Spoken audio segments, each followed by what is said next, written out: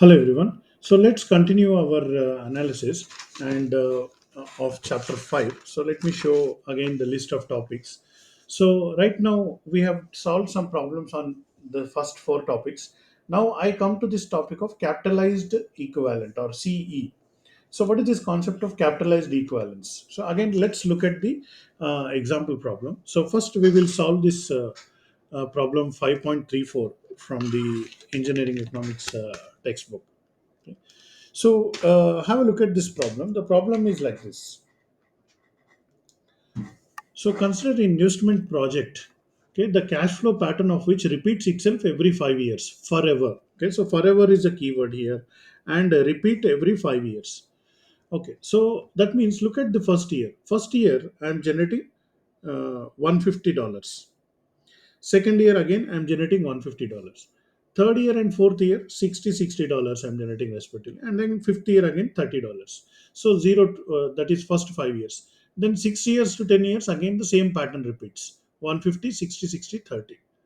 Okay, so 2 years, 150, 150, then 60, 60, then 30. Then again 11 to 15. Okay, so here the data is not given for all years, but it will repeat the same.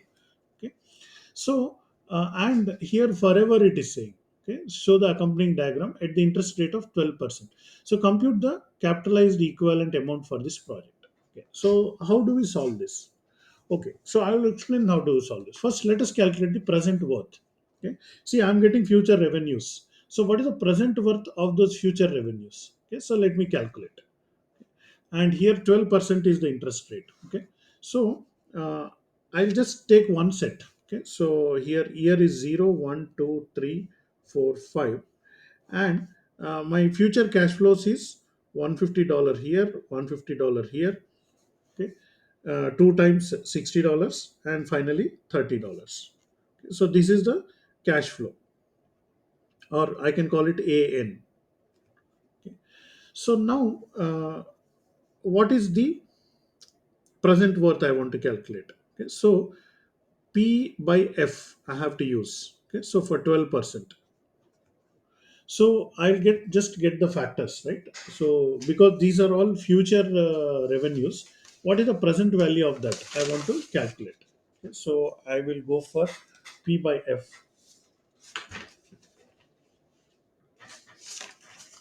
Let me just check the correct sheet. Yes. So this is the P by F chart. And I look at 12%, and then I will take these values. Okay, so let me uh, fold it here.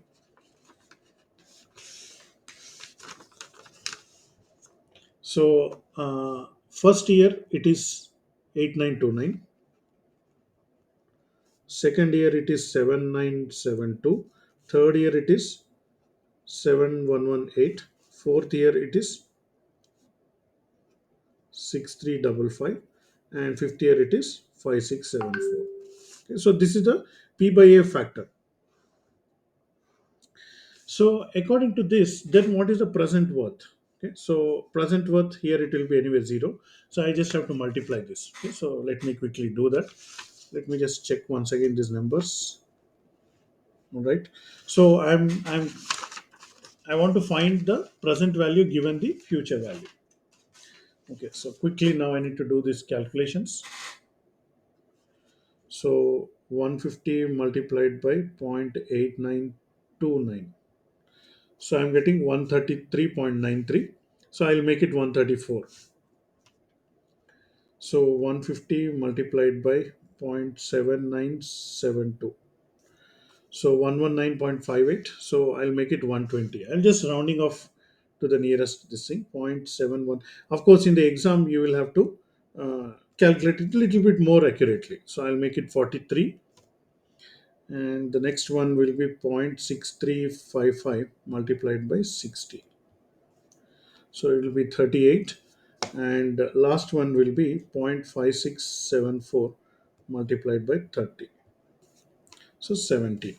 So I got this present worth for n equal to 0. So now what is the net present worth of this?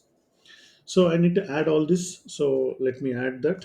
So 134 plus 120 plus 43 plus 38 plus 17.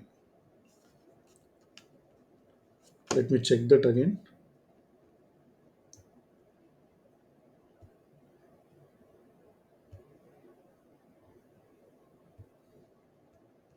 I think I made a mistake. 352. So $352 is the present worth of the first 5 year cash flows. Now, what is the equivalent annual payment? Okay, so if I am investing 352 in the first year, so what is converted into 5 years equivalent annual payment? Okay, so what is A? So A is nothing but 352 multiplied by A by P. So given the present worth, what is the equal annual payment? Okay, or annuity it is called, at 12% for 5 years. So this will give me whatever is the annual payment. Okay, so let me do that.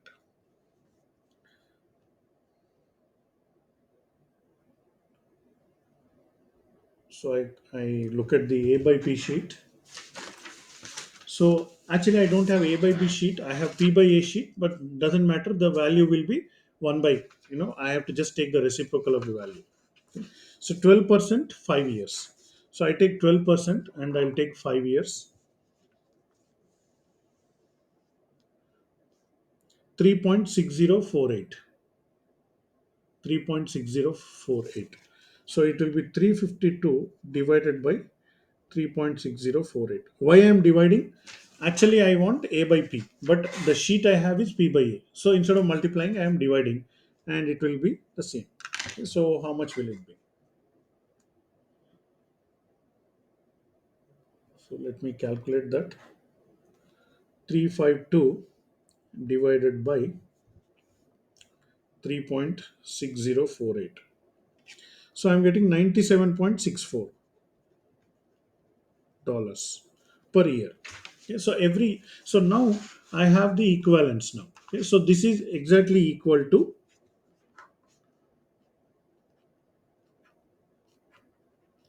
annual equal payments of that is 1, 2, 3, 4, 5 annual equal payments of $97.64. Now the same logic applies from year 6 to year 10 also. So I need to get this indefinitely. Okay, so here forever is a keyword. So I want to invest some amount of which the interest rate 12% will be equal to this. Okay, so let's say my investment amount is I. Okay, so if I invest I amount in a fund, okay, so and that investment amount in the fund, if I multiply with 12%, should give me a simple interest of A.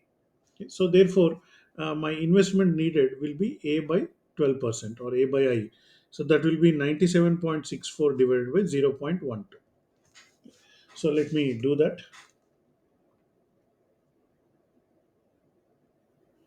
So I'm getting 813.73 or $814. So I round it off to nearest dollar.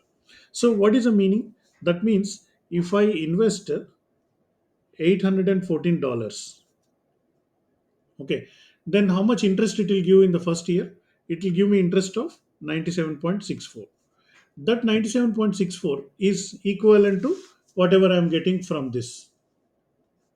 So now if I withdraw this money,